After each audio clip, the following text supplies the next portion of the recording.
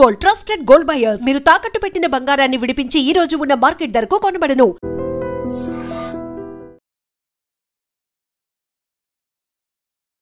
నమస్తే సార్. నమస్తే మా సార్, అందరికీ కావాల్సిన వీడియోస్లో అంటే మీరు వచ్చినప్పుడల్లా రిక్వెస్ట్ చేసేది ఏంటంటే వెయిట్ లాస్ వీడియోస్. ఏది పడితే అది తినేసి అంటే మొత్తం స్టమక్ని ఫుల్ చేసేసి జంక్ ఫుడ్తో ఆయిలీ ఫుడ్తో ఫ్యాట్గా అయిపోయి చాలా లావుగా అయిపోయినప్పుడు హెల్తీగా వెయిట్ లాస్ ఎలా అవ్వాలి అని చెప్పి ఆలోచిస్తూ ఉంటారు.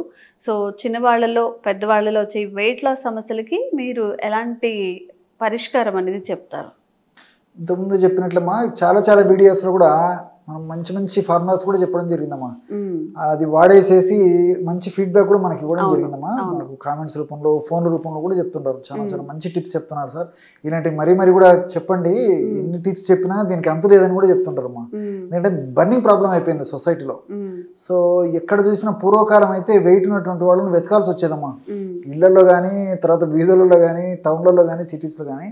ఇప్పుడు వెయిట్ లేనటువంటి వాళ్ళని వెతకాల్సిన రోజులు వచ్చాయి. సో చిన్న వయసు నుంచి పెద్దల వరకు ఇది సర్వసాధారణమైన సమస్య అయిపోయిందమ్మా, వెయిట్. సో ఈ వెయిట్ లాస్ వల్ల, ఈ వెయిట్ ఉండడం వల్ల ఏమైతుందంటే ప్రథమ దశలో ఎలాంటి ఇబ్బందులు ఉండవు కానీ తర్వాత అనేక రకాలైన సమస్యలు వస్తుంటాయి. షుగర్లు, బీపీలు, హార్మోనల్ ఇంబ్యాలెన్సెస్, రక్తనాళాల సమస్యలు, ఈ మోకాళ్ళ నొప్పులు. ఒకటేమిటమ్మా, చాంతాడంత చిట్టా ఉందమ్మా దీనికంతా. సో కాబట్టి వెయిట్ ఉన్నప్పుడు ఎటువంటి పరిస్థితుల్లో నిర్లక్ష్యం చేయకుండా వెయిట్ తగ్గేందుకు ప్రయత్నం చేయాలి. మనం గత కొన్ని వీడియోలో కూడా చెప్పుకోవడం జరిగిందమ్మా.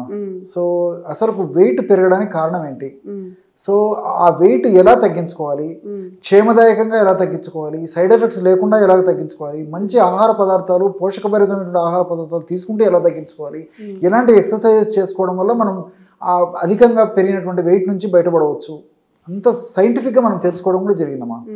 సో ఈ వీడియోలో కూడా వాటికి సంబంధించినటువంటి ప్రస్తావించి మరి జనాలకు ఈ రోజుల్లో కావాల్సింది ఏంటంటమ్మా, అవన్నీ మాకెందుకు సార్, మాకు టిప్ చెప్పండి, ఆ టిప్ వాడాలి, మాకు బాగా కావాలి. సో చాలా మంది అది ఉంటుంది కాబట్టి ముందు టిప్ చెప్తానమ్మా, తర్వాత సమయాన్ని పట్టేసి ఇంకా వాళ్ళకు ఉపయోగపడే అంశాలు కూడా చెప్తానమ్మా. Okay sir. దీనికి ఈ కరక్కాయ పెచ్చర యొక్క చూర్ణము 100 గ్రాములు కావాలమ్మా. సో గత కొన్ని వీడియోలు కూడా కరక్కాయ పెచ్చర చూర్ణాన్ని గురించి కూడా నేను ప్రస్తావించడం జరిగింది. సో మార్కెట్లో దొరుకుతుంది కరక్కాయ పెచ్చర యొక్క చూర్ణము, ప్రామాణిక కంపెనీ వాళ్ళు తయారు చేసేటువంటి చూర్ణాలు. అట్లాగిన మంచిది దొరకకపోతే ఓన్గా ప్రిపేర్ చేసుకోవాలమ్మా.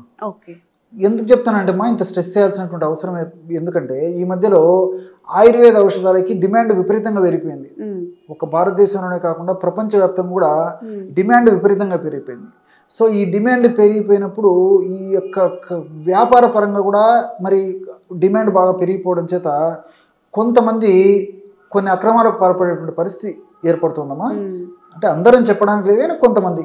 సో మనకు మంచి చెడు కనుక్కోవడం కూడా కష్టంగా ఉంది.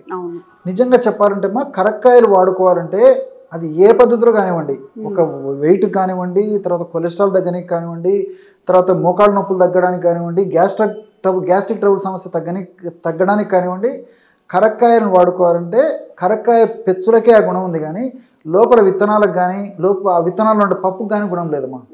సో సర్వసాధారణంగా కంపెనీలో వాళ్ళు ఎలాగ చేస్తారంటే మా లారీలు సరుకు తెప్పించేసి మిషన్లో మొత్తం కరక్కాయ పెచ్చులు, లోపల విత్తనము, పప్పు అంతా పౌడర్ చేసి అమ్ముతారమ్మా. సో దానివల్ల ఏమంటే పెచ్చు యొక్క గుణం ఒకటి ఉంటుంది, లోపల పప్పు గుణం వేరుంటుంది, విత్తనం యొక్క గుణం వేరుంటుంది.